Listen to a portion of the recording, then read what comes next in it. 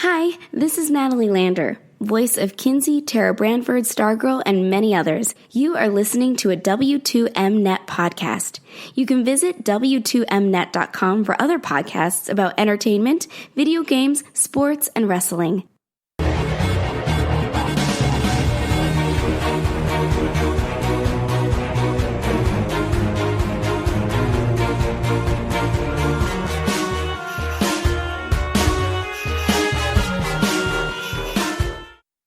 You are listening to Video Games to the Max.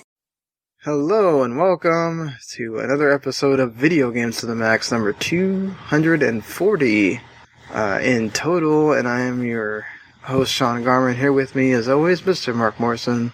Howdy. And, of course, we are the official video games podcast at W2Net.com, and in partnership with That Last Word on Life as well. And, you know, this has nothing to do with video games, but I just thought that, it was one of those things that's like too big to at least not mention. You know, on this, you're getting this on the next day after it happened, but a very important figure in American history, Justice Ruth Bader Ginsburg, has passed away from pancreatic cancer, and she had such an, you know, just huge like impact on a lot of women's rights and just helping shape, Americans' judicial system in general. So just wanted to, say rest in peace to her and condolences to her family, and just that's a huge thing, that's a huge loss for America today that we're having to endure, and sadly it's being turned into other things, but just wanted to say that she's an important person in America's history and that she should be recognized. Sure. And, well, Marc, I mean, if you don't subscribe, and this is your first show, or you're just happen to catch us on YouTube or I'm promoting it on Facebook or something and you're catching this one, we did do a show with Jens where we broke down the entire PlayStation 5 showcase and talked about the wild craziness that was the pre-orders on the first night. Marc and Jens so far have been able to, and Randy have been able to retain their pre-orders and everything. I know that you got the dreaded Amazon email, which at this point, I'm just going to assume that eventually everyone will get that. But yeah, they'll have Amazon will have 9 PlayStation 5s and GameStop will have 6 or something. Yeah. I will not doubt at all that so many of these places have oversold their pre-orders because they either imagine that they're going to get more before we actually get to November 12th. And I don't be surprised at all. The same thing happens with Microsoft when they do their thing in a couple of days. I will say that they are at least a lot more organized, and they made a big joke at Sony's expense. It's very few times that they get to do that. Most of the time it's Sony doing it to them. So it's actually kind of like justice a little bit that they get to knock at Sony and be like, well, we're going to let you know for sure that at 8 a.m. on September 22nd in whatever country you're in that's getting them first, the U.S. being one of them, it's going to be, that's when it's going to be available. Whereas Sony just kind of, I don't know if that's necessarily Sony's fault. The retailers just decided, hey, we have the ability, let's do it. And Sony didn't really, tell them no either. Right. So, that's interesting to know on that front. But hey, you know what?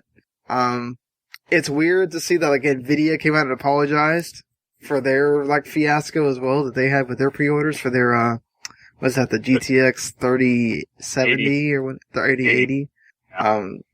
Yeah, so, I mean, that thing looks like a monster. I keep seeing on that Nvidia page every time the app loads to want to install something. Yep, it's all meaningless to me. Yeah, I mean, we both have laptops, so it's not like we have any, we can do anything, so.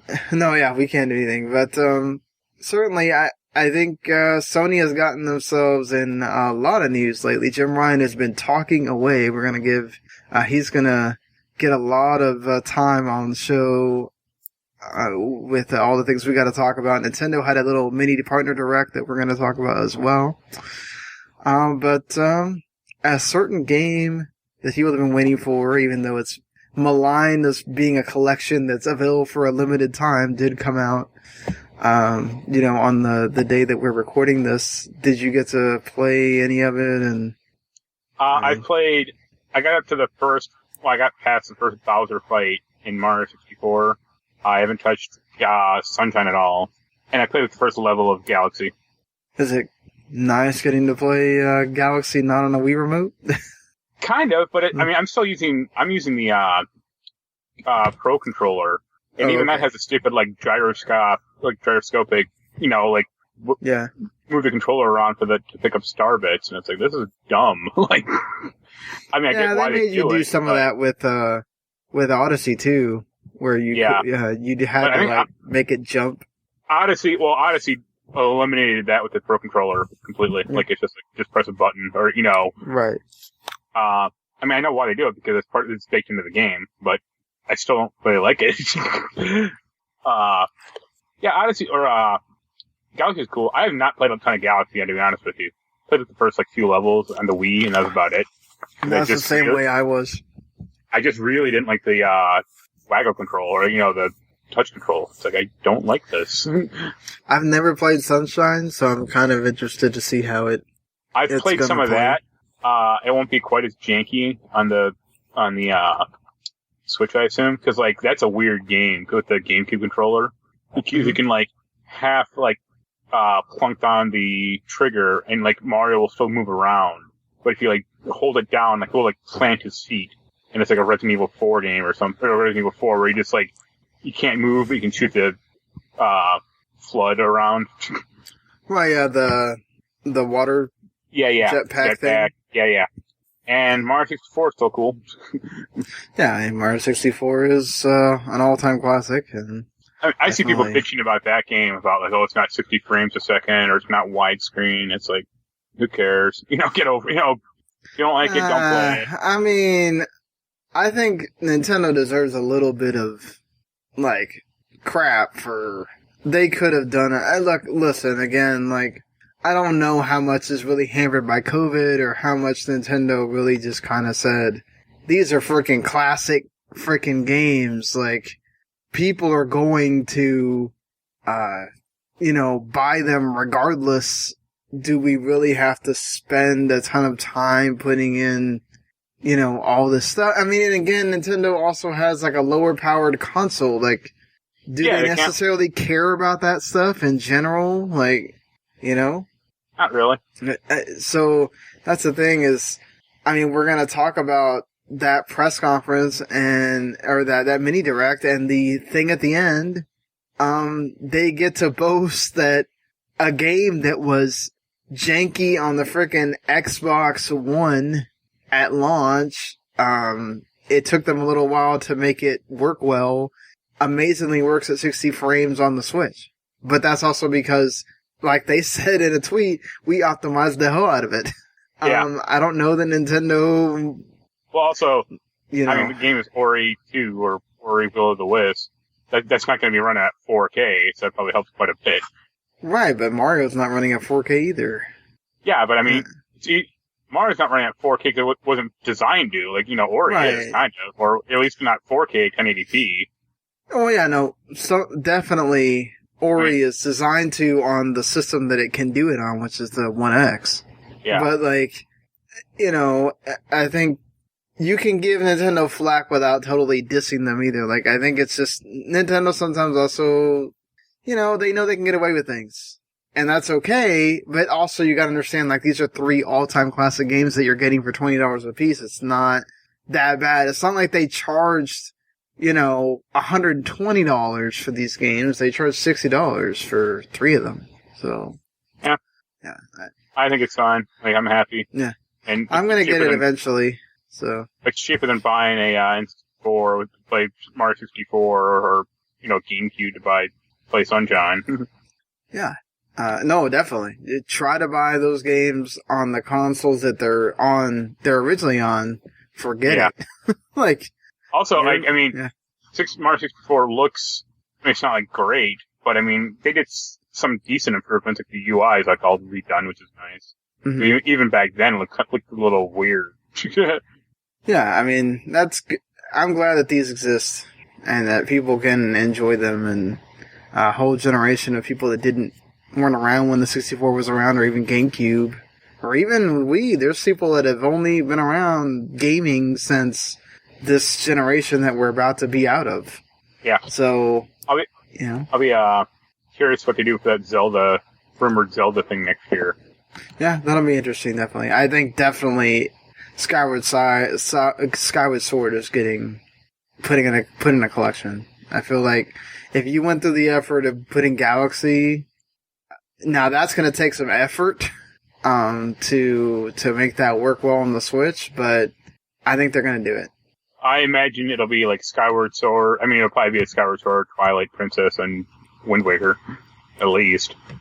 And then maybe it'd be nice if like Link Between Worlds was on it also. Like get it off the 3DS. They could, especially now that they've officially retired the 3DS. Yep. I mean, why not try to get people to enjoy games that is going to be even harder and harder to find now that you've discontinued the system. And Nintendo, just they made it a little link on the website now. It's not. It used to be more prominent. They made sure that they just made sure that hey, it's now like the Wii U. It's a thing that we used to have, and I'm surprised that they're actually like just saying that we're retiring it. I wonder if this is another thing that we can point to. The Switch Pro or Switch 4K is coming soon. That they're finally realizing that this is our portable machine. Do you think we're eventually like, since we're on the Nintendo thing, do you think that we'll get a Nintendo, like, it only works on a TV console, and then they can use this as they can just keep iterating the Switch to be the portable, or? No, because I think they like the idea of having one console that can do both. So, I mean, the Switch is, 4 years old? Or at least 3? It'll be 4 years old next year. Yeah, it's 3 now. I mean, technology has improved quite a bit since then. Even in the, even they released a slightly upgraded model last year. So they could just do a half step up, or it might not be true 4K unless that dock is going to be actually useful, or have a system built into it or something. But at least they could do the handheld mode would be 1080p. Yeah, I mean, obviously they will have to get into the 4K realm at some point. I mean, obviously, it helps a lot that Microsoft itself is kind of letting that, giving Nintendo an option of, hey, you don't necessarily have to. Look at what we're trying to sell with the Series S. But I feel like if you're only going to have, now if Nintendo does the 2 SKU thing, which they are very well known to do, they have it right now. If they say, okay, we have we'll lower the price of the regular Switch that doesn't do 4K, or we'll have a Switch that's the same price as the Switch now, discontinue that maybe does 1440p, and then have a 350 or 400 Switch that does do 4K. Yeah. I mean, it's not like, granted, yes, I think you do want to play your big ports or whatever on there, but people are so good at making games that are for the Switch, and Nintendo itself is so good at that also, they'll be okay if they're always underpowered. Think about the ports that have already been on the Switch. You got Doom on it. I mean, it's not the greatest version. I wouldn't buy Doom on it unless I paid $20 for it. Right. Yeah. But it's still playable enough. Yeah. So, sure, why not? Yeah, yeah, I mean, I'm sure you'll get to play more 3D All-Stars as it goes along. Just anything else you have been checking out in that, since we're talking about? Played a little more Project Cars 3. That game's still weird, and I'm kind of turning negative on it, because it's like a grid game, like the grid racing games. And it's you already got a franchise for that. It's called Grid. Why'd you make Project Cars so why is that bad? Because Project Cars, at least, I can't speak for the second one. I mean, I have it, but I just never played it. But Project Cars 1 was a very simulation-focused Like, you had to worry about, like, tire wear and, fuel consumption and crap like that. And that's not anywhere in Project Cars 3. There's no damage at all either. It's like cosmetic only. Do you think they went the other way because there's, like, they feel like they can't compete with Forza's, motorsport, so... I mean, because even Forza isn't that crazy anymore. So, I mean, the only game I can think of that is like iRacing, and that's not that big of a factor.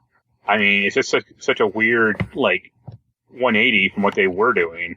I mean, I from what I've gathered, like, people, like, a lot of the simulation crowd wasn't, like, particularly happy with Project Cars 2, like, because I guess it didn't go far enough, or they promised a bunch of crap and it didn't deliver. But it's like, I'd rather it be that than, like, some weird arcade racer, or arcade, or a game trying to, like, be all things at once and not doing anything correctly, or well. Do you think it's something to do with, maybe a cost? Like, maybe it costs more for them to be more simulation-based than... No, because I watched a review of, well, not a review, but a comparison, and it looks like, between, like, Cars 2 and Cars 3, and it looked like, I mean, they just basically imported all the Cars 2 things into this game. Like, they didn't, like, improve it that much, because they already looked good. They have, like, 20 new cars in this game, that's about it. You'd say, my only thing is, like, you'd think it would be, like, a mandate from Codemasters, but I mean, they just bought Codemasters, like, this year, or Codemasters just bought them this year. And this game has obviously been in development for longer than that.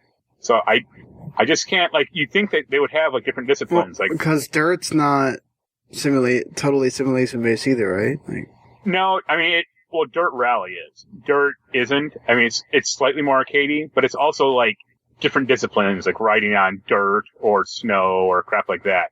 Like, you'd think they would have different games for different disciplines. Like, hey, if you want the arcade game, play Grid. If you want the really simulation rally game, play Dirt Rally. And if you want, like, the simulation game for, like, racing, play Project Cars. But they just fucked that all up. Well, I'm sorry to hear that you're turning negative on... It's not... Well, here's the thing. It's not bad. Like, I'm not going to give it, like, a 4 or anything. But it's just so... It just has no, like, personality or spark to it. And it's just really bumming me out. So it's just kind of like a blah game. Yeah. Like, it's competently made, but I just don't know who it's for. That's sometimes the worst. Yeah.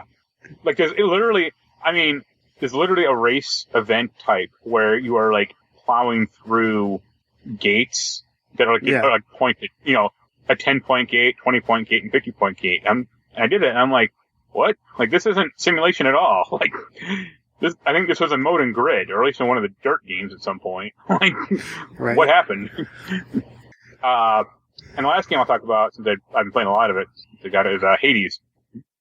And that game, it's the Supergiant. Yeah. The latest Supergiant game, of course, been in early access for a while. So now that it's out there and out of that and into retail version, how is it? I would actually say if it's not my favorite, it's my second favorite Supergiant game. Like, it's like tied with Bastion for me. Wow, that says a lot. Pyre was fine. It was a little weird because of the sports aspect, but like the story was fine.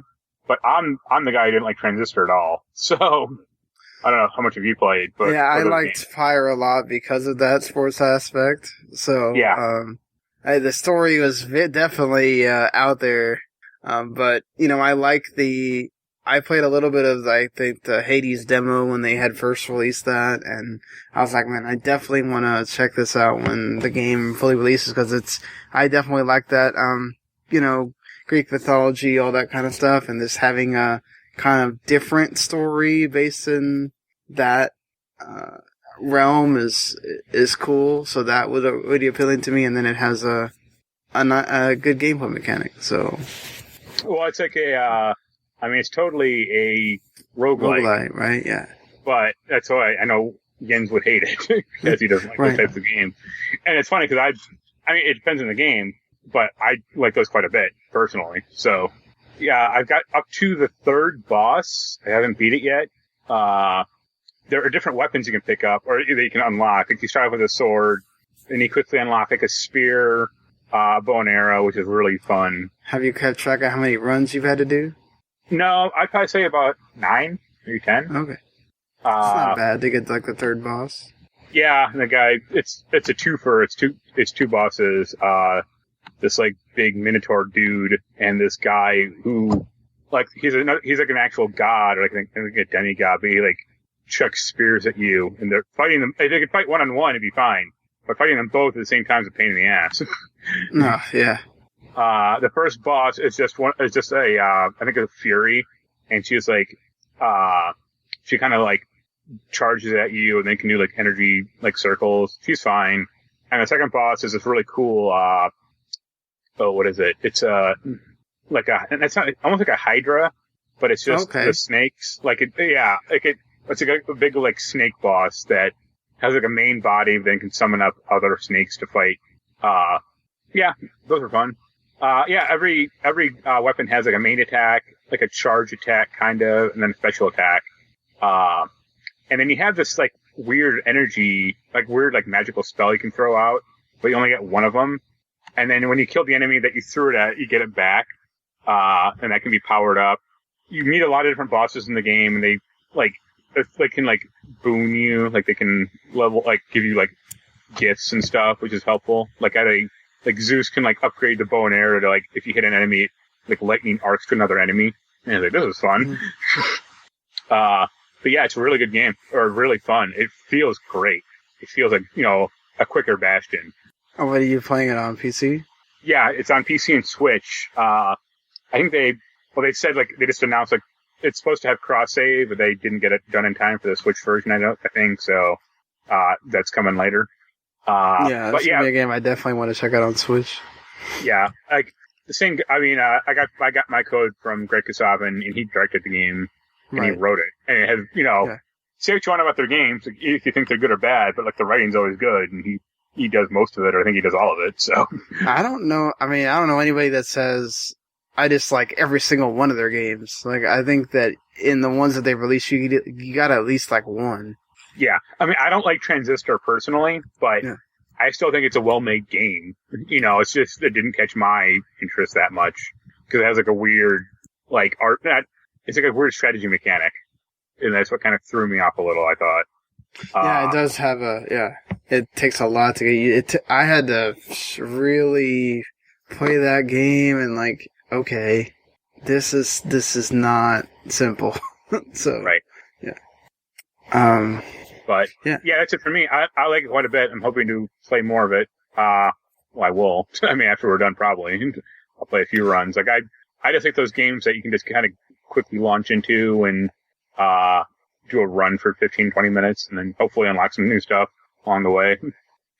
Yeah, that's always... it gives you a reason to keep going back, which that's good too, Rogue Legacy 2 was like that until I beat it, and then I'm like, all right, now what? Yeah, right, yeah. But I think... you want to max out everything, right? So you keep going... Yeah, I mean, you can do that, and this has elements of that also. Like you get like dark energy or whatever, and you can upgrade like passive abilities to that. But also like unlocking new weapons, or you get like a lot of you can get like a lot of different artifacts by like gifting people booze. So it's just like real life, I guess, in that respect. And like each of those trinkets can be upgraded by like clearing rooms or doing stuff like that. Yeah, that's good. That's glad that they... Yeah, I'm quite happy with it. Yeah, I'm glad it is getting a lot of great press. And Marc is liking it, so if I get to play it, I'll gush about it too, I'm sure. Yeah. I finally finished the story mode for Captain Tsubasa. I'm like halfway through writing the review right now.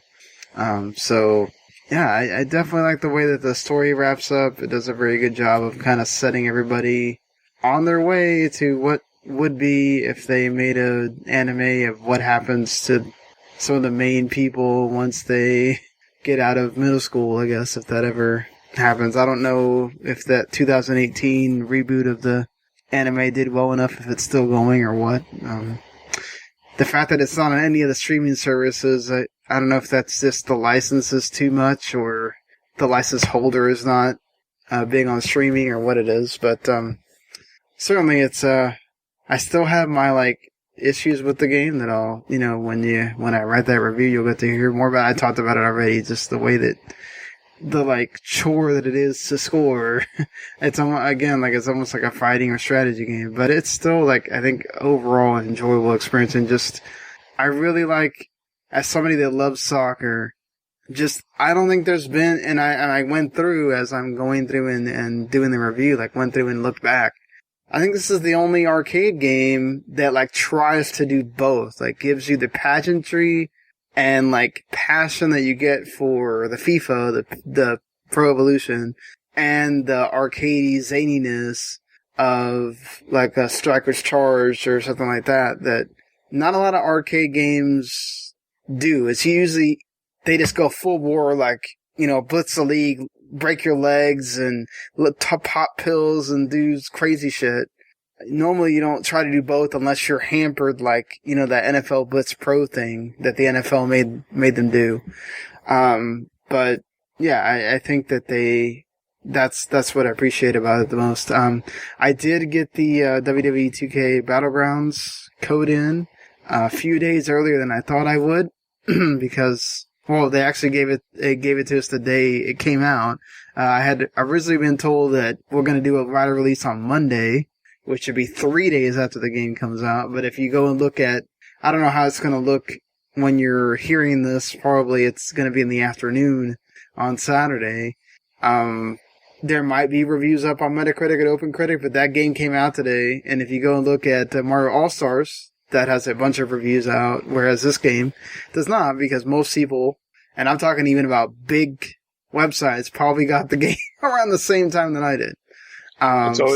It's always the mark of quality. Yeah, it's not a great sign. To be fair, I mean, with the absolute shredding that 2K20 got, you can say that you don't blame them, but this is also a different game, and I think Saber Interactive, who are the ones that did the NBA 2K Playgrounds, which the first one was fine, the second one was just about the same, fine. And you have this game, which I can't say much about. I've only played one match. It seems like the story mode is pretty beefy. I mean, I don't know exactly how long it is. There's a freaking, like actual storyboard that you go through and it's like all connected. And, so like there's story parts where they go through like these comic book things. It's actually like the main star is Paul Heyman. And just like the show. Yeah. And Stone Cold is helping him recruit new WWE superstars or whatever. And you're playing as 7 random people that have been picked. You don't create a character. It's 7 random characters that they made for this game. And the first one that you play as is named Bolo Hernandez. So yeah.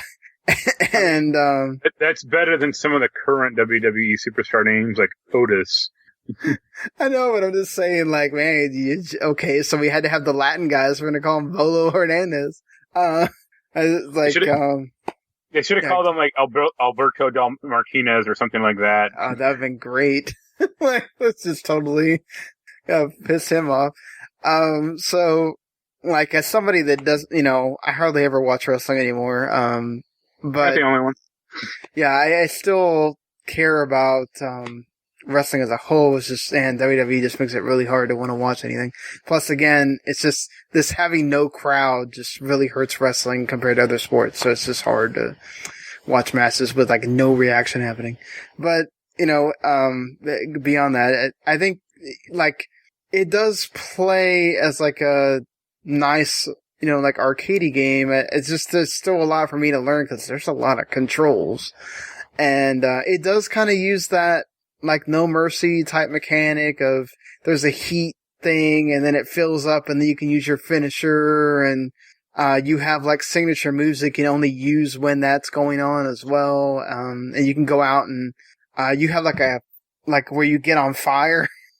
Like the typical arcade sports game thing where you have to be on fire, and you can do like special crowd things that the crowd wants to see, and so there's like a lot of mechanics as they always try to do these WWE games. So as far as one match goes, I can't comment because it's obviously really easy at the beginning because you're trying to get used to how to play the game. So you just need to go on. Oh, it seems like there's a lot of modes.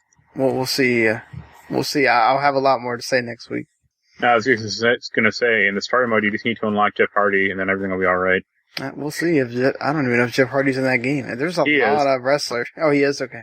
Yeah, he's one guy I always look for when they announce these rosters. I find it funny. Yeah. You can definitely tell it doesn't look bad, I think, when you're, like, just playing.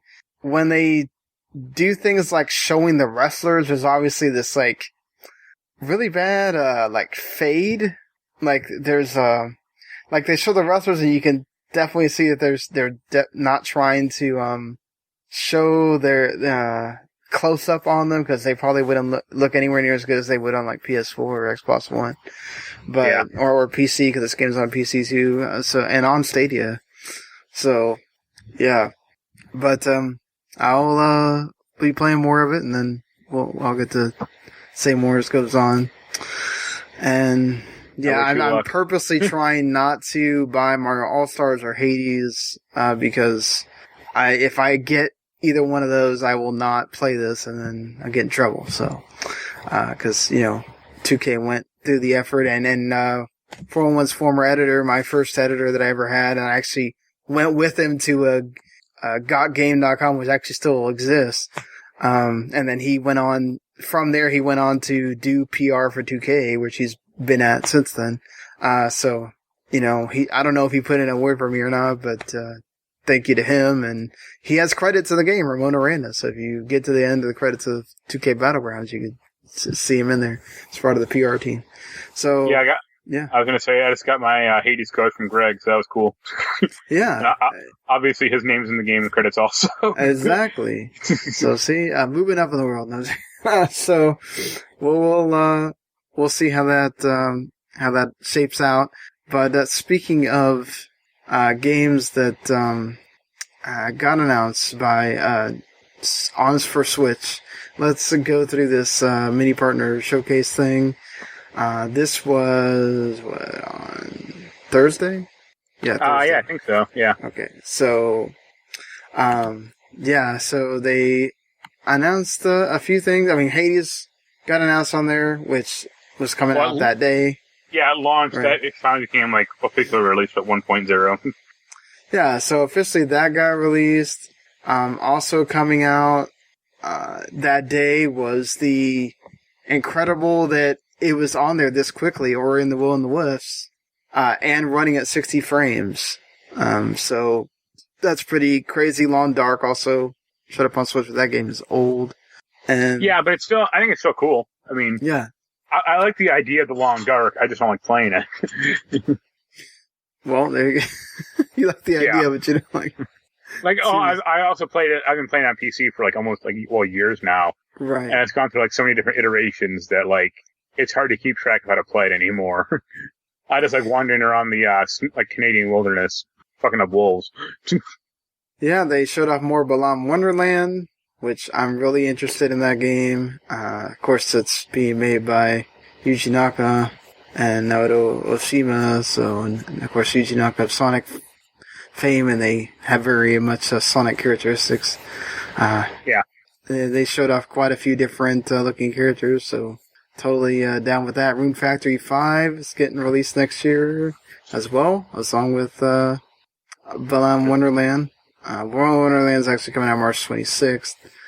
And Rune Factory 5 looks, hey, it's more Rune Factory. So if you enjoy Rune Factory games, there'll be much more to do. They discuss falling in love and peacekeeping, harvesting crops, all of that stuff. I think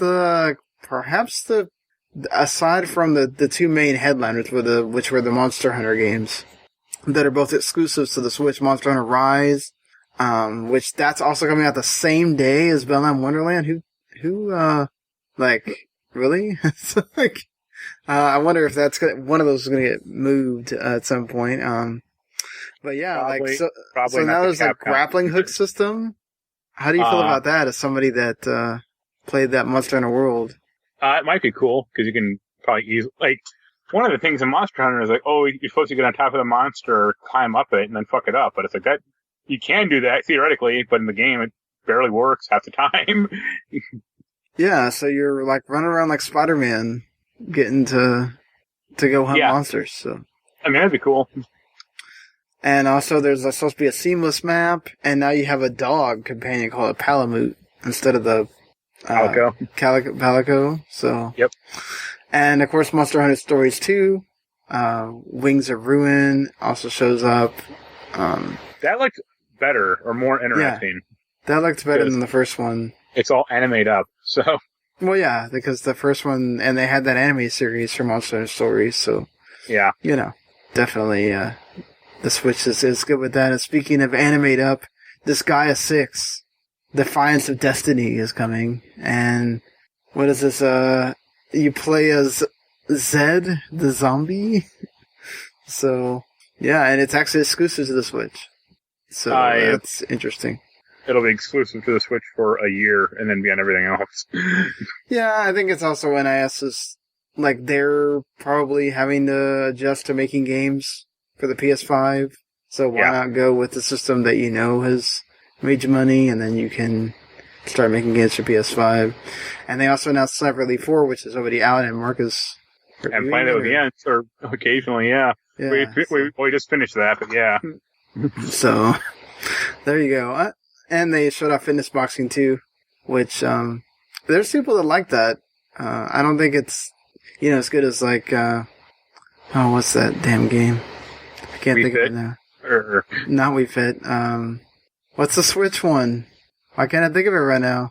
Fit Club or... oh, Jesus Christ. Ring Fit? Yes, Ring Fit. There you go. It's something with Fit, right? We can't think of it. I actually saw that in stores today. I saw like this Walmart I went to had 2 copies. I keep thinking about it. I've heard it's actually really good not bad for fitness, honestly. Yeah. I was at Walmart today at 7 a.m. picking up Mario. There you go. When it opened. There were quite a people doing it. Third of the people. And they didn't have... Huh? There was people? 3 other people were there. Hey, people want that Mario, man. Well, it's $10 cheaper, at least then. I mean, it still is, but now it's like online. But also, they didn't have any copies in the display case. And this clerk walked by, and I was like, "Find us copies, or we wreck the store." I said it half jokingly, but I was also serious. What? I'd have been like, "We're gonna go through your warehouse, your back area, until we find some copies, and then we'll buy them." Yeah, well, hey, at least you got your game, right? Yep. It's not like PS5 where people certainly there were a lot of people that didn't get their PS5s, and there were a lot of people that didn't get digital PS5s because it seems like Sony purposely didn't make that many. Well, that's what I said during the PS5 podcast. It's like, I don't think they're making many of those at all. Or like the allotment are like 8 or 10 disc versions and then 2 or 3 digital ones. Oh, I mean, I was just looking at this really quick. So Demon's Souls, it has a 66 gig install. Spider-Man is 50 without the original Spider-Man and 105 with original Spider-Man. Yeah. I thought the file sizes were supposed to go down. What the heck? No. Because it's also 4K assets. Like, of course it's going to be huge. Well, just thought I'd mention that. People who thought that somehow we were going to save space at all. That's not happening. Well, I mean, look at Spider-Man. That's 105, like with both games. Yeah. Imagine that Xbox One S, their digital version. It's like you're getting like 450 gigabytes to play with. That's like a fourth of the damn system. Oh, yeah. I mean, that's what's really making me think about doing the all access with the Series X, because it's like I don't want to have to deal with... And I'm going to end up paying a bunch of money for the NVMe or whatever anyway. That's just Spider-Man. Like, imagine, the biggest one is going to be Call of Duty. Like, I think Call of Duty on the Xbox One X is like 200 gigabytes now. Well, yeah, but like, okay, like let's say even, Call of Duty and like, okay, when Remake shows up on it, that thing's still gonna be 100 gigs. Yeah. So, yeah, it's gonna be interesting. But going back to the point, there was a lot of controversy all of a sudden around, man, you sure can find a heck of a lot more of these disk drive PS5s, which cost $100 more than you can of these diskless PS5s that cost, the $400.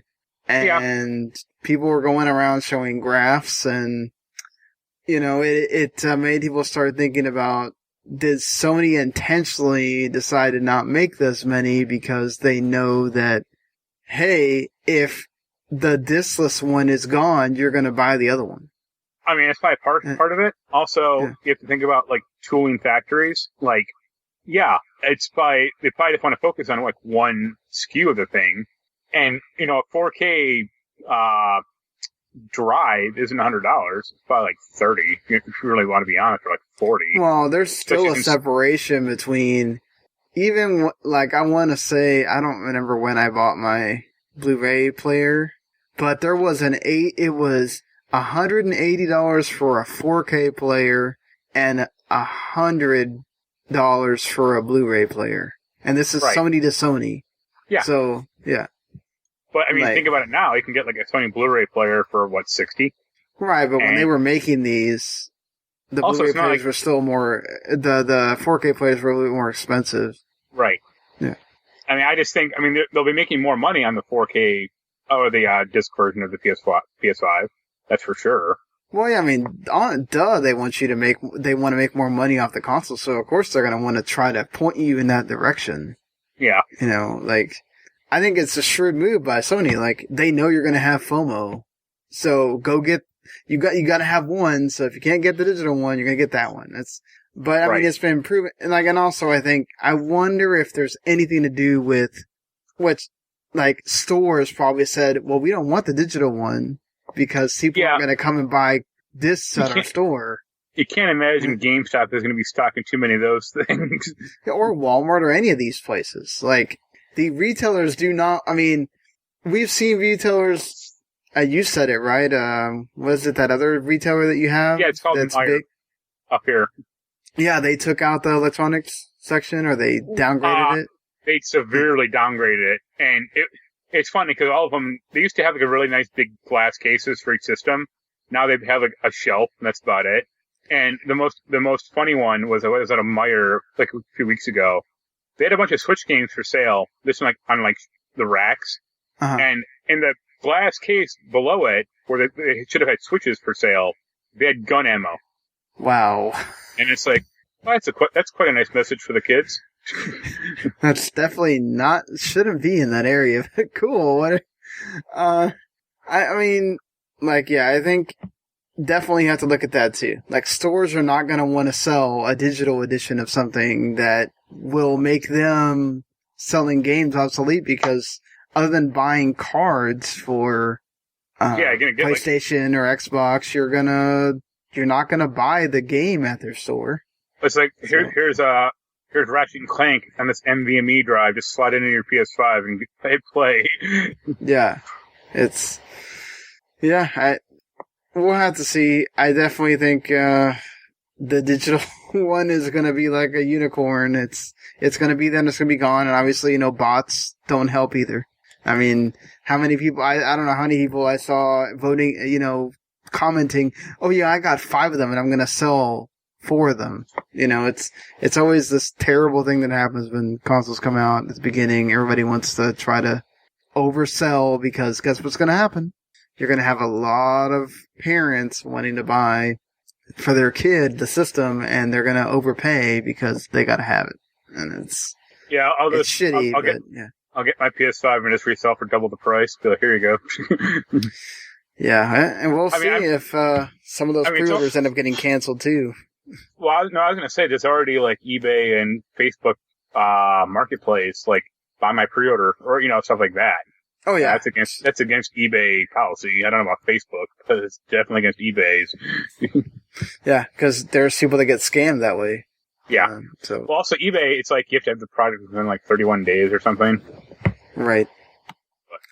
Yeah, well, this is going to be an ongoing thing. Going to be very interesting how that goes with Microsoft. I'm not going to touch it unless they activate the Xbox All Access for these initial batch of pre-orders. Like, if you can't enable that when you try to go pre-order, I'm probably not going to do it because, yes, that's a lot to put down. Even though you're not paying for it for 2 months, it's still a lot to put down. I mean, when I bought mine, I initially went with Walmart, and it required me to put all the money down right then and there. And it's like, I don't have $530, sorry. So I canceled that one, and that was Amazon. Yeah, I saw Target makes you put down a certain percentage, which is what the same thing GameStop does. Yeah. I saw people not understanding the Target thing. People thought it was a price mistake, and they had the PS5 controllers for like 10 cents, and people thought, oh my god, I'm going to get a controller for 10 cents. Like, no, you're just going to pay the other $69 and 80, whatever 90 cents, later. Yeah. I mean, I don't mind that, but like Walmart specifically is that you have to pay it all right now as a temporary hold, and then, it'll get refunded in a day or two. And it's like, well, crap, I can't do that. Yeah. So that's why I went with Amazon, and then I got that stupid email today. You may not have enough. And it's like, you damn well better. I live a mile and a half from one of your centers, so I'll be down there that day if you don't have mine. Well, speaking of, because, Sony's they knew they were going to have this event. They were going to be out there talking about the console. Microsoft has done plenty talking, over Twitter about the console as well. They produce like paper models you can have, so you can know how much space it's going to take up, or whatever I saw today. So Jim Ryan did several interviews, and we had a lot of information come out in many of these interviews. So I'm going to kind of just bunch them all together, and then we can kind of just talk about things as they happen. So in one of them, he was asked about what he thinks about a Gamepass service and if they would ever do something like that. And he says it's just not sustainable, that the Sony games cost too much. They cost over $100 million or more to make, and that it's just not sustainable. We want bigger, better. We want more persistent, and having something like Game Pass doesn't suit our ambition. We want to expand and grow our existing ecosystem and not putting things in the subscription model. That doesn't surprise me. I think like Sony's been adamant that they don't want to do that. I think the thing that we kind of forget is Microsoft has to pay a lot of money to these game companies that are not their company to do that. I mean, now granted, every developer that has decided to give information about it has said that it's positive, that yes, they get a nice chunk of money from Microsoft, but then they also see their game sales go up for that game after it leaves Game Pass. Yeah. Or while it's in Game Pass, people decide to go ahead and buy it because they know that it's going to leave. Which, that's good too. That's what that service also has, that purpose of getting you into the game, especially for like longer games like Yakuza. Like, you may not be able to finish that before it gets taken off Game Pass. Right. So you may have to decide to buy it if you want to keep playing it afterwards. And that's not bad for Sega or whoever in that case. Or like, you get into like one Yakuza game, and it's like, hey, might as well check the next one that's maybe not on Game Pass. So yeah. Exactly. But I just, that doesn't work for, like, I could never really see Nintendo doing it because that would really diminish they're ones that want their games to be $60 forever if they could. Yeah, like that, like, they still, Breath of the Wild is still $60, or at least $45 on the Switch. Yeah. So it's like, what? I think Microsoft can really do it because they just don't, like, outside of Halo, even Gears has really diminished. Oh yeah. Like Gears 4 did okay, I think, but Gears 5 kind of just came and went. Yeah, Gears 5 came and went, and like, even then, I think that's the problem also, is like both Gears and Halo went through transitions in the studios. And so like since then, they haven't necessarily been the same. I mean, you know, Jens might say that he really and I enjoy the story in them too, but there's just something that just doesn't feel the same. Yeah. And, you know, even like that last, Bungie Halo game, I think that was Halo 4. Like that still felt really weird compared to the other ones. No, I think wasn't 343 in Halo 4? I can check. I think the last one was ODST for Bungie. Yep, you're right. 343. Yeah. That was their first one. Yeah, that felt really weird compared to the Bungie ones, because all the alien shit, and then yeah. Yeah, and then 5 was they just went to some weird ass direction that was like, whoa, that's not what people want. Right. And so yeah, like that doesn't surprise me at all that, and also they're winning. Like they're like every time they come out with one of these single player games, they sell ridiculously well, which is what's so funny about like everybody that says, oh, single player games are dying. Yeah. These battle royales are going to take over everything. And then a single player game comes out and it's like, oh wait, people are buying these. Like, yeah. Yeah, look at like Ghost of Tsushima or Last of Us 2. It's like, oh yeah, single player's really dead, huh? Right, yeah. It's ridiculous how well Last of Us 2 sold, how much Ghost of Tsushima sold. It's like, yeah, give me a break. You know? So, and that's just going to continue as we get into these like bigger, better, as Jim Ryan says, you know? So, going along with that, we talked about this on the last show about how there's a lot of controversy once both Spider-Man Miles Morales and Horizon Forbidden West were going to wind up being on PS4.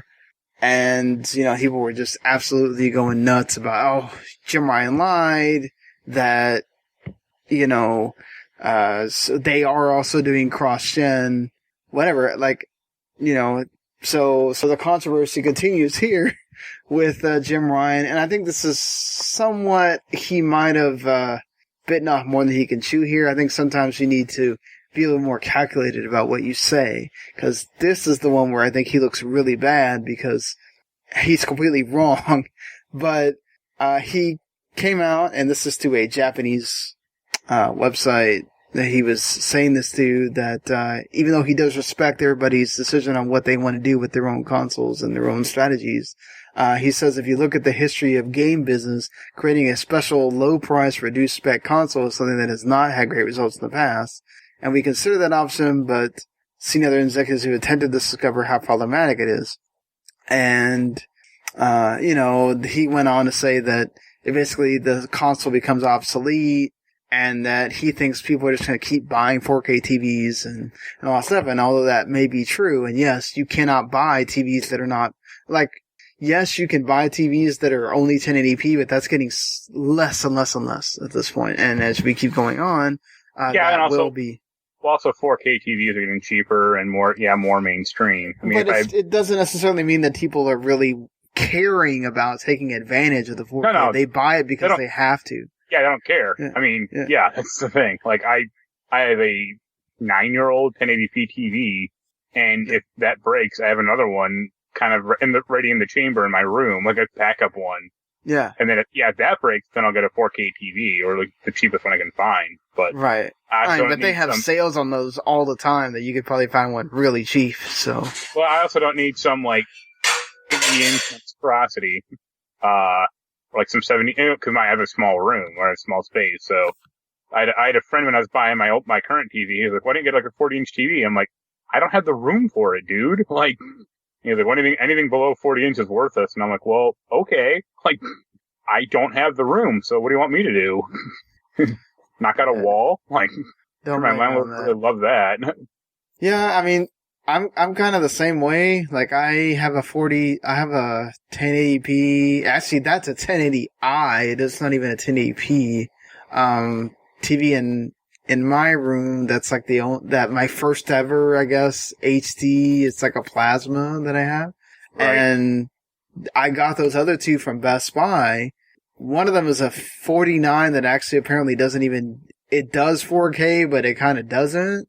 And then I have a 55 that does do the 4K that's in the living room. And it's like, yeah, I wouldn't want to put one of those in my room because it just, I don't know, it just doesn't seem right. Like, you don't need this humongous TV in your room. Like, right. At least in my particular instance, I'm like a foot away from my TV or 2 feet away. Yeah. So it's like, who cares? You know, it being only 27 inches is like fine, you know. Yeah, I also have a 27-inch monitor computer that's next to that 42-inch, so I didn't want like this thing that takes up the entire wall. Yeah. Either. So, yeah, like I don't blame you. I think either way, what Jim Ryan was getting at is he's obviously poking at the Xbox Series X here. And while he has a point that it's lower spec and everything, I think saying that a lower spec console automatically should be, thrown away is dumb when you look at the Switch is doing extremely well. Yeah. Now granted it helps out that it's portable, and that helps out a lot, and especially when you go down to the Switch Lite, that's all it does. But, I mean, you look at the Wii, now that was just a completely different console, but it was also very, very low powered. The PS2 itself was lower powered than the GameCube and the Xbox. Yeah, but those also came out a year later. I mean, but, yeah. Yeah, but, I mean, I'm just saying, like, for him to say that just because it's lower powered that it won't sell well, it won't do well. Right. Now again, like, there's this constant back and forth between game developers of some are very concerned about what the Series S will do to making games on the Xbox side of things. Will it hurt it? Will it not? It's just it's weird that like you can't have a consensus on that either. I guess it just depends on how you make your games. But, I mean, it doesn't seem to hurt Cyberpunk, which looks amazing. And this is being made with the last gen games in mind because even though it's coming around the same time as the new consoles, it's not going to be made for those new consoles. So, right. Yeah, like, I just think it all depends on how you make your games, and price matters to a lot of people. Yeah. Now, granted, I don't know if, a parent's child has a lot of disc. Now, that's saying that somebody has a lot of disc Xbox One games, which I don't know if you'd really do at that point, over 360 games. Those become obsolete if they're not part of Gamepass or part of the backwards compatibility. That's the thing, is that's a digital console to Series S, but I still think that overall it's going to do well at that $300 price point. Yeah, but I can also see some people, give me the real console or give me the new Xbox and they get the Xbox One S and be like, what? Like, this thing's a piece of garbage. Yeah, I think a lot of people are not going to realize the storage thing. They're not going to realize a lot of things about that console until they already bought it. And then, 3, 4, 5 months later, when they have to start upgrading the storage, they go, oh. Yeah. Oh, you mean I have to buy another $100 thing? Right. Oh, that sucks. I can put one more Call of Duty game on it, and that's it. Yeah, it's like, I think eventually I think for both consoles, you're eventually going to have to just have a storage drive that all it does is keep your games in it, and you don't actually run the games off of there, and then you just transfer them back and forth if you don't want to have to be deleting stuff. I think that's just what you're going to have to do for this generation, because those game files are so big. I mean, you have that with your Xbox One and PS4 or just Xbox One? The PS4, I have where I switched it out, and it's internal. Okay. Where it's, I did that with my PS4 also, but on your Xbox One, I know you have that. How many games? And I would never have a problem if I didn't have the Rock Band songs, where I have 2,000 of them, and I still don't run out of space because I haven't bought it. I use my PC for Game Pass, but most people aren't Rock Band crazy, so if you eliminated that fact, unless you are one of those people that you need to keep every game, and see, that's the thing too. I think people exaggerate. I'm running into that problem with my Switch. where I bought that 200 gig card, and now I have games that I don't want to have to delete, like the old Final Fantasies that are freaking huge, and I want to have them on there to be able to play them whenever I get an inkling, and I don't want to have to reinstall them because it'll take a while to reinstall. You know, that's the thing is, I mean, it's funny because like Jens is a huge proponent of, I mean, he loves physical media more than I do, but whenever like we finished Sniper Elite 4 and he like instantly deleted it, or like Duke Nukem 3D, like the second we finished it, he deleted it. And I'm not quite like that. Like I'll delete it eventually, but I don't really need to, I mean, I have whatever 300 PS4 games, or probably I think 400 at this point. Like, I'm not going to keep all those installed. I got like 30 or so, and some like I could easily delete like Assassin's Creed Odyssey, and that would free up like 100 gigabytes. But I just don't think like, I think in your like Switch rationale, it's like you might have if you had the inkling to play like an old Final Fantasy like 12 or 10 or something, you could. But how often are you going to get that? Yeah, well, that's the thing. Like, I also have both my Xenoblades are digital, so like those games are also big files. And I do sometimes. I mean, I just finished the definitive edition, so I don't think I will go back to that for a while. But like 2, I did kind of get an inkling to play a little bit more, or the Torna thing, and those are all on there. But like, you know, I like that's the thing is, you know, I just finished the Captain Tsubasa, so I deleted it because I was like, I'm not going to play this again. I went through the main story. I played the little bit of the online that I wanted to play. I don't really feel like playing this much more. And that was a 13 gig file that I could delete, and then all of a sudden I can install Battlegrounds. But like, I don't know if I'm going to be able to. How big was 3D? Oh, you got it physical, so that doesn't matter. I was going to ask how big a file 3D All-Stars was. Hades is not really big, right? It's small. No, Hades is like 12 gigabytes. Oh, really? Okay, dang. I guess 3D All-Stars is 4 gigabytes. Oh, that's not bad at all, no. Yeah, so see, I would have to find something else to delete if I'm going to have both Hades and 3D All-Stars installed along with but like Battle. Final Fantasy 12 is the least of that. I mean, yeah. 10 and 10.2 are the biggest things I have. They're like 27 gigs. Yeah. So, and you can easily delete 10.2. 10 might be okay, not 10.2. Well, you can't. You have to decide to delete both. So, and I do sometimes like going back to that sometimes when playing it, but that's why you have a nice PC. You can go back to it. Or a nice laptop. Well, like, you know, the thing is, it's nice to have the portability of being able to go somewhere and just play or whatnot, but once again, you have a laptop. I don't take my laptop everywhere. I can put my Switch on my pocket. So, yeah, but I think overall, though, I do think that it's gonna do well. I wonder if All Access will play a role this time around, if Microsoft's really gonna push it. We'll see. Yeah, it's just, this whole generation is gonna be interesting. I do think that Sony's getting a little bit, like, at least Jim Ryan is. He's giving me Don Matrick vibes. And I'm not. Yeah, but he's not quite the public face yet. I mean, he kind of is, but if you asked 100 gamers who is Jim Ryan, you'd be like, isn't he that dude on that Amazon show? You know?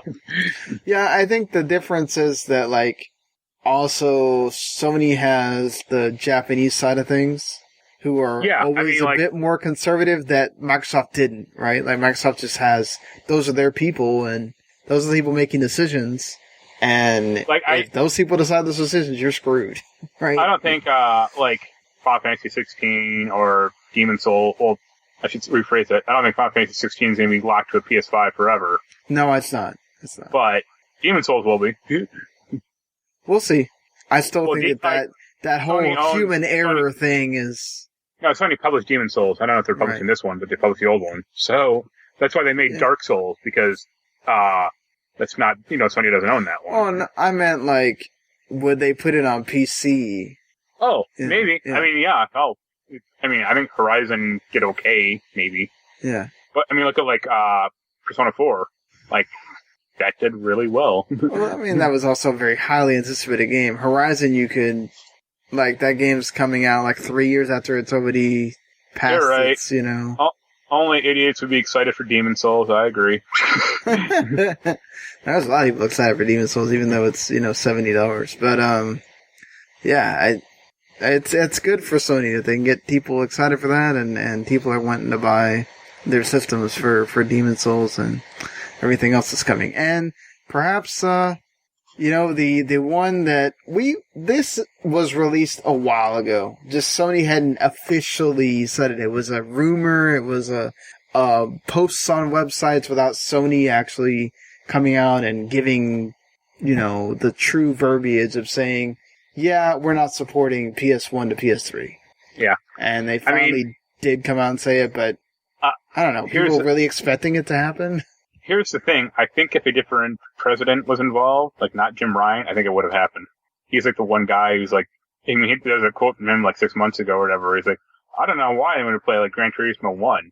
It's like nostalgia, you fucking idiot. Like, don't you get that? Like, yeah, but not, like, I don't know I don't think Gran Turismo 1 was a good thought, a good, like, this sure. You can argue the merit. You can argue the merits of that, but like think about Vagrant Story or Well, that's what I'm saying. Like, if you're gonna go and tell me that people are gonna want to go back and play, that's like saying I'm gonna go back and play Madden, like 808 or whatever. Yeah, believe me, I would much rather play Gran Turismo 1 than the current Gran Turismo game. But if I'm gonna go back and play PS1 stuff or PS2 stuff, I'm going back to play the ones that were like awesome for that console and they haven't been remade. And Metal Gear Solid 4. That's like the one game I really wish would get remade or ported over, but I don't think it'll ever get anything done with that. Right. So like those are the games people want. They want to be able to play those games on this one console and not have to have their PS2s laying around for that or PS3s because of the emulation thing. They should. They did a really half-assed job when they didn't brought like PS2 games to the PS4. They should do a better job with the PS5 and go, here are the 40 exclusive games for each system that aren't made anywhere else. They're $20 each. If you want to play Folklore from the PS3 on your PS5, here it is. Or like Metal Gear Solid 4, go for it. That's it. Yeah, I don't see them doing it. Like, I think like I said, like not with Jim Ryan as president, but if someone else was, I think absolutely they would. I could see them trying to do it as part of like the PS Now, like they have kind of now, where you can at least stream them or whatever.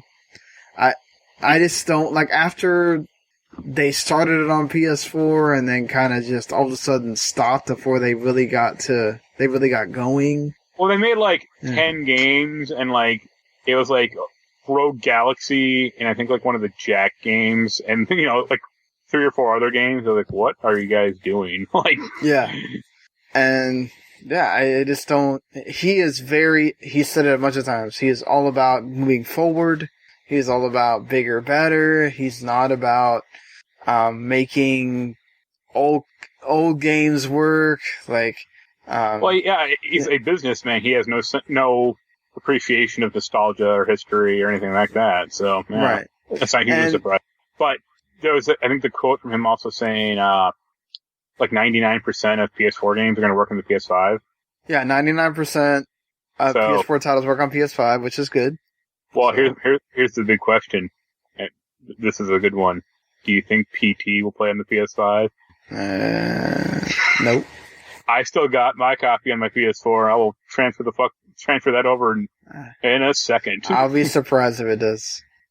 I get it. Like, they were focused on making this SSD be awesome, the DualSense, all that stuff. They didn't really care. Like, Microsoft, again, they're all focused right now. It's consumer friendly. They wanted to make sure everything worked. Again, the thing is, right, Sony has the library that people want to go back and play these old games. Microsoft doesn't really have that library. Hey man, what about brute force? For God's sake, you know what? I didn't mind brute force. It's not. It ages terribly. But... Or like Blood Wake, that Xbox One like Twisted Metal boat launch game. Yeah, that was awful. But like, you know, that's the thing, is that's really what it is about. Is Microsoft's doing it, but it's nowhere near the quality of like. Well, Sony has 10 more years on them and 30 more important franchises. Yeah, and all these IPs, and even the games that never got off those systems that people would want to play. And, you know, so, I mean, we can say what we want about Nintendo taking their sweet ass time, but at least they're sort of doing it. I don't know. Yeah, it just feels weird to me that, look, Sony can say all this stuff because they're number one right now. And there's nothing, and they also really seem to have this fan base that this like hardcore bleed till we die fan base of Sony can do no wrong and let's attack everyone else and whatever. And it's, hey, you know what? And honestly, Sony seems to be very happy with fanning the flames of the console war and all this other stuff. And hey, it works for them. Right? I don't think it's great. Like, I think it's stupid. I think they should both kind of be supportive and want to do crossplay with each other and be more consumer friendly and all that stuff. But hey, Sony. Yeah, but also there has to be some there has to be some delineation between the two, or else why would you buy any of the consoles? Well, they're exclusives, right? But I'm talking multiplayer games. Like, hey, if I buy whatever, you know, Call of Duty, the late Black Ops, like this whole thing of like, oh, I can't play with my Xbox friends because some BS thing about the store is gonna oh my god, the internet, think of the kids, oh my god, you know, like that stuff is just stupid. Yeah. It's like those paywalls needed, Microsoft's kind of doing it by secretly putting it into Gamepass Ultimate. Right. But yeah, I wonder if Sony would ever think about it. I did see that they were trying to do the double sale thing now, where you get 50% off certain games on sales, and they did that PS Plus collection, which they're doing that just to give everybody more games to play at launch. That's not something we're going to see. I don't think that's something we're going to see all the time. Well, it's funny because when I buy when I get my PS5, I'm probably not going to get a game. I mean, it'd be nice to get Spider-Man. Like, if you can swing a review copy, that'd be cool. But like, doubt it. Yeah, like I'm okay, you know, at least for a while, because I'll have PS4 crap to play on that thing. Yeah. Well, I mean, a lot of those games are still going to come out on PS4, and they'll at least be $10, if not $20 cheaper. Yeah. But yeah, I meant like the cross platform or the cross generation ones. Like, you know, too. Borderlands 3. Like, that'll be really nice to play on PS5 probably. Yeah, and that's good to know that Spider-Man will work also. Like, if you already have Spider-Man, that will get the upgrade, and you can just buy the regular Miles Morales. Here's the one interesting thing, though, and I haven't really seen people talk about this, is physical games. Like, do I need to put my PS4 copy in a PS5 and just run it? Or, well, let's say, like, you have the trophies, or let's say, like, you need to authenticate what you have Borderlands. I'm sure there will be an authentication. But then how many times do we have to do it? Or, I mean, because if it's just like once and it's like, well, I'm going to rent every game that has an upgrade. I'm pretty sure you have to have the disc. If you bought the game physically, you have to have the disc. It's just like every other time, right? But that's the thing, is like, do I just have like my Borderlands 3 disc in the PS5 at all times, or when I want to play it, or? I'm sure that's how it always works, because they don't want you doing exactly what you just said. Right. Renting games from a store. Well, to be fair, no one's renting games anymore. Yeah, no, you're not. But I was saying, like, Redbox basically discontinued that, so. Yeah, and I don't know about down there, but we have, like, family videos up here that are already dying, so. Yeah, and Gamefly is like, no one ever talks about it, so. Like, I'm amazed they're still around, honestly. Like. Yeah. Well, they're doing movies now, too, right? So. But yeah, it's amazing to me, that people still I think people are also making too big a deal with this. Like, again, it's a nice thing to have, but once the generation gets going, you get so full with and there's so many games that come out now. It's not like it used to be where, oh, you'll play all the AAA releases and you get bored and you're gonna go back to the old games. Like, there are so many freaking indie games that come out, so many like free games, so many like, oh my god, it's ridiculous. Like, you don't have time to go back to that. I mean, I saw somebody post today, like, F your backlog. Like, you don't need to be tied to a backlog that you have to go play all these games and all this. It's like, and he's right. Like, there's so many games that come out all the time. Like, you don't need to feel like, oh my god, I didn't play this game that came out 10 years ago. Oh my god, I'm terrible. Like, no, it's alright if you don't. So, right, yeah. But yeah, I also think sometimes we have to be very, understanding of people want that stuff, but they say that right now. Once you start playing PS5 games, you try to go back to playing older than PS4 games, you're like, what is this? Oh, yeah. Huh. I mean, yeah, once I get my PS5, my PS4 won't go in the drawer, but it'll be moved to the slightly not quite as important part of my entertainment center. Yeah, I can't even have I have my 360 and PS3 there, but I don't have them, like, even plugged in, because trying to use the UI on those things to even watch, like, Netflix is awful. So, I have 5 let's just say main consoles hooked up to my current TV. PS4, Switch, Xbox 360, which I haven't touched in years, a PS3, which I haven't touched in more years, and an original Xbox, like modded Xbox. Yeah. The last one's the question mark one, like, why do I still have this? But I just like it. But, like, the PS3 and the 360, those are going in a drawer. Yeah, same thing here. Probably just never gonna touch those again. Yeah. So, yeah. I thought about it and I was like, wow, dang it. Now if I get the PS5, I have all these games, like, Kingdom Hearts 3 wouldn't work for me. Like, honestly, it depends on how they do the hard drive or the memory thing, but you can, like, if the PS5 really is going to be compatible with that many games, you could probably just put that in a drawer also, or put that in storage. What, like, if you could, if you could just copy your hard drive, or at least your saves, to the PS5. The saves will come over, yeah. Well, hopefully saves and PT. Yeah, the thing is, like, right, if you get the digital version, your disc will become obsolete, so if you bought a lot of physical games...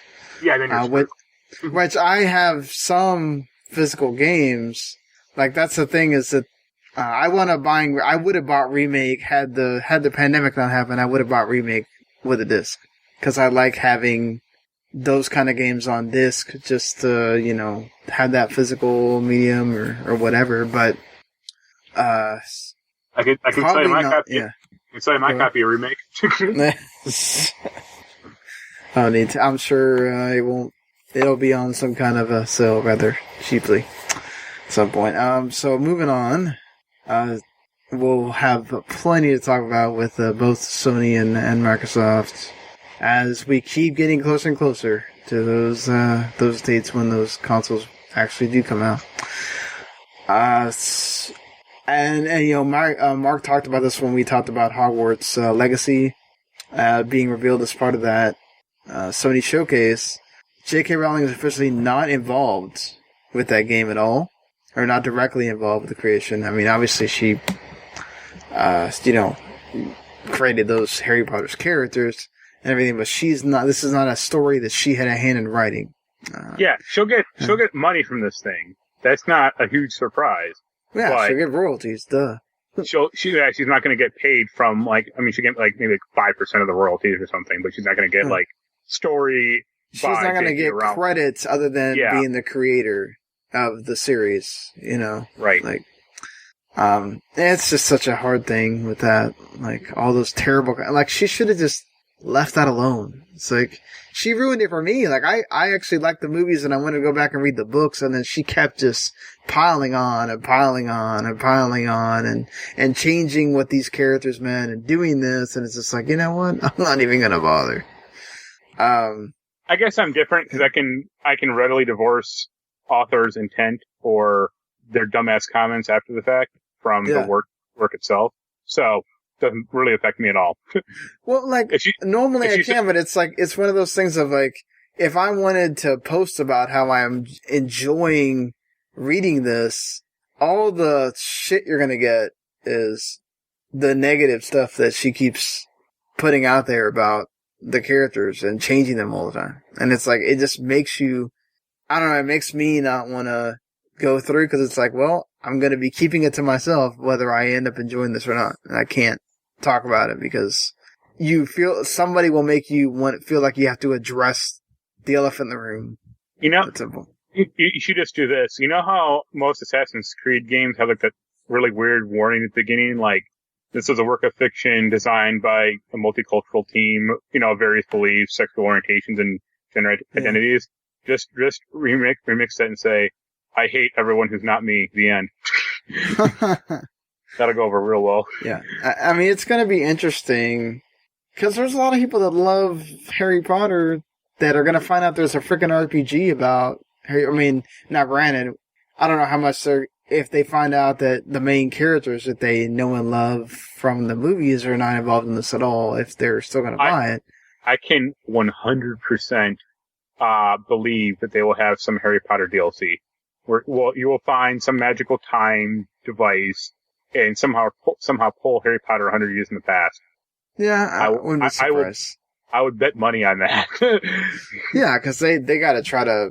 It's an RPG. They can just add in extra DLC after the game is already, especially if it's successful. They're going to do that because they're going to find a way to make more money. I would be like, oh, maybe you didn't pay attention to it before, but now it's got the characters you know. Oh my god. Yeah, it's like Hermione's time spinner went bad, and now she's like in the past, and you have to like help her fix it or something like stupid like that. Yeah. You know, exactly. 100% happen. Yeah, so I mean, like, that's the thing is, it's going to be interesting to see if once again, internet vitriol, and I mean, yes, these are very, very, correct feelings that these people have about the way J.K. Rowling has just absolutely destroyed her own characters. But it's going to be interesting to see if that feeling that you see on social media is going to be transposed to people buying or not buying the game. I mean, I don't think I'll necessarily buy it, but I'm curious to play it. Like I said, I can kind of divorce myself of whatever bullshit she has to think or say. So I'm definitely curious to play it as well. Definitely. I had a similar experience kind of with this about like years ago with Shadow Complex. I had an old friend who refused to play Shadow Complex because Orson Scott Card was involved. I think he like created the story, or he like created the universe. He didn't like write the game. Mm-hmm. Another writer wrote the game, a guy named Peter David, and she was like, "Well, I'm not going to play Shadow Complex because it's, you know, homophobic, or Orson Scott Card is homophobic." And I'm like, "Well, sure, but he didn't write the game. Yeah, another guy did, and the guy who did write it has won GLAAD awards, so I'm pretty sure the gays and lesbians are okay with him." Right. And I think to this day she hasn't played it. And there's also like no homophobic content for good or for bad in Shadow Complex. Yeah. But yeah, I mean, if they don't like it, they don't have to play it. That's cool. Yeah. I'm more or less indifferent. Like, or wait till it's been out a while and nobody's talking about it. Then you can go play it and don't have to worry about what people think. So, yeah. There's always that. And before I forget, because my God, we should have thought about this a while ago. So Michel Ancel, was probably like the big story of this week that doesn't have to do with the consoles, so far at least, is Michel Ancel has decided to leave games. Of course, he is most well known for. Yeah, go on. Most well known for, you know, Rayman and First Beyond Good and Evil and several other games. And I think the Rabbids also were. Yeah, the Rabbids. That's true. And he's, after more than 30 years, decided to stop working on video games. He's gonna focus on his second passion, wildlife. Makes you wonder if that's why he made the Wild game. Well, that's the issue. That's the joke I was gonna make, is he's getting out of games. Now that all of his games are finished, including Beyond Good and Evil 2 and Wild.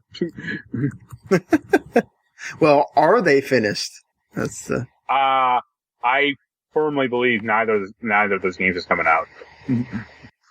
I think Beyond Good and Evil 2 is at least coming out. I mean, when did that was announced in like 2016? Yeah, it's just, what's so funny to me is like, you just had another Ubisoft forward, and it takes Michel Ancel coming out and saying that he's no longer doing games in order for somebody to go, oh yeah, there's a lot of playable stuff for Beyond Good and Evil 2. We just haven't shown it to you. And it's like, yeah. What? Really? Like, why haven't you shown this then? Yeah, like, people have been really wanting to see this, and you don't say anything, but then all of a sudden, just to make sure that people know that these games are still getting made, you give this have this come out. It's just weird. Well, what they should have done for that Ubisoft thing is just go. I mean, if he was serious back, a week ago or 4 days ago, he should have had a camera in his treehouse and said, "Hey, I'm getting out of games, but Wild is this far along and showed a new trailer, and Beyond Good and Evil 2 is this far along. His new trailer. It's in good hands. Here you go." And he didn't do that, and Ubisoft didn't do that.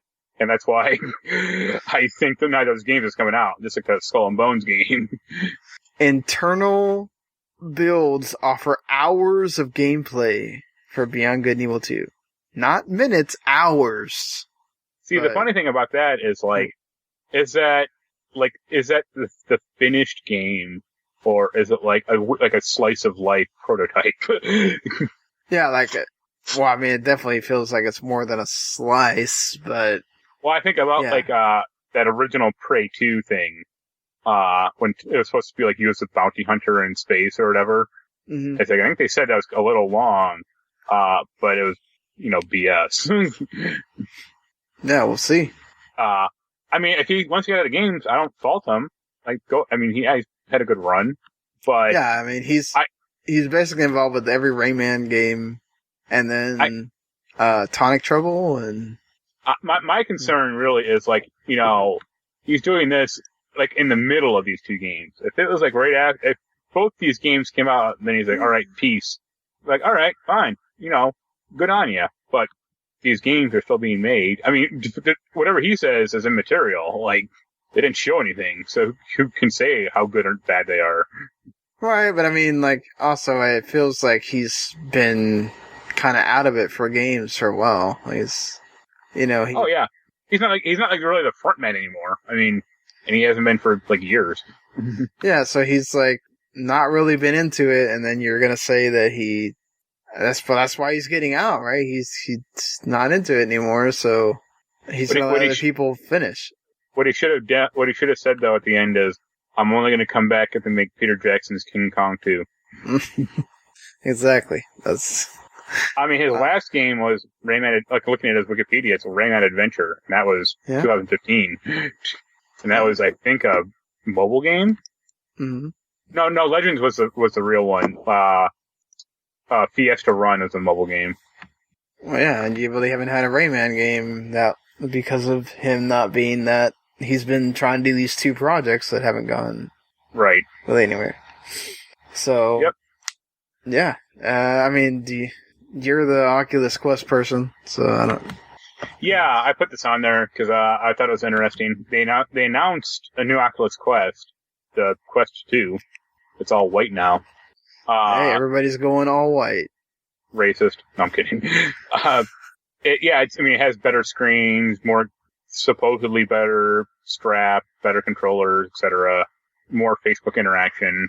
It's a lot cheaper than the regular Quest because it's 64 gigabytes for $300, and the 256 gigabyte one is $400. Yeah. I paid $500 for my 128 gigabyte Quest. Damn. A lot of reviews are positive, except it was funny. GameSpot gave it a good review, and some other sites did also. But the Ars Technica one was pass. It's they're the kind of the ones I would trust more than GameSpot, at least with this thing. No offense to GameSpot, right. But Ars Technica, all they do is hardware reviews. And they said basically the head strap is garbage. You can buy the better version of it for just $50. Worse battery life. The controllers are worse. And it's like, so basically, you're getting what you paid for.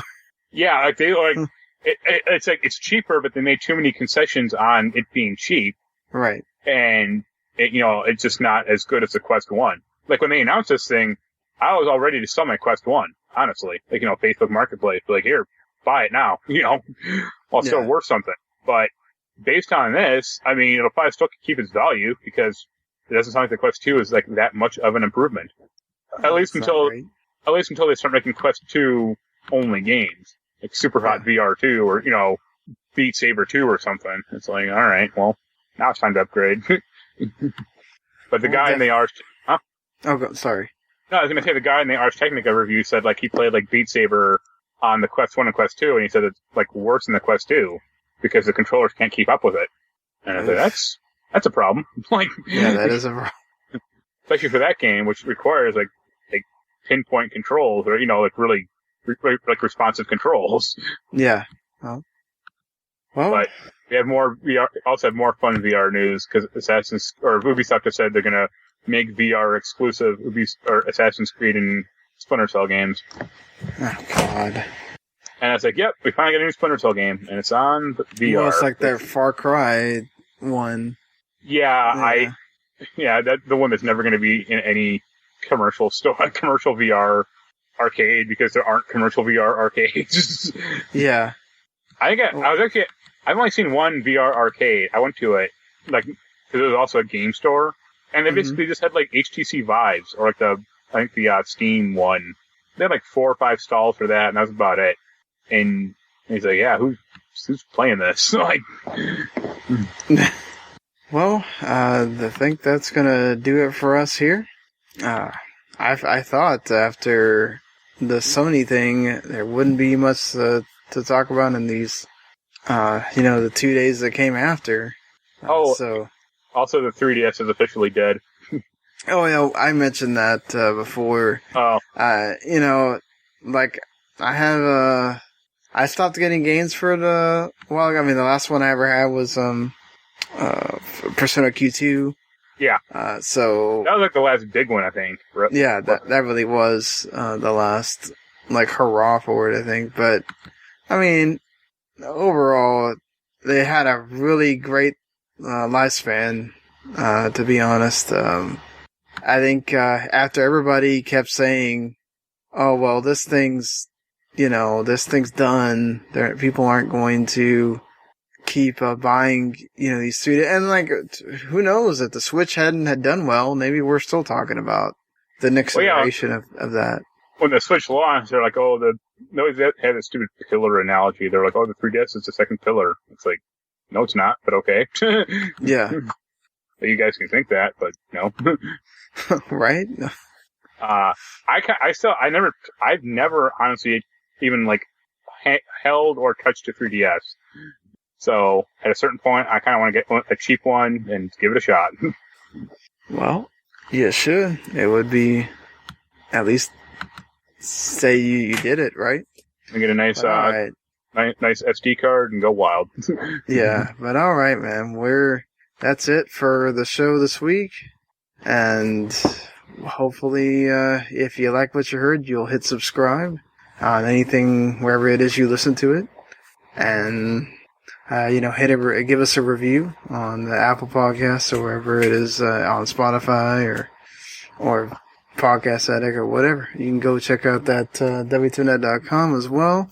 Marc has that Tony Hawk 1 and 2 review.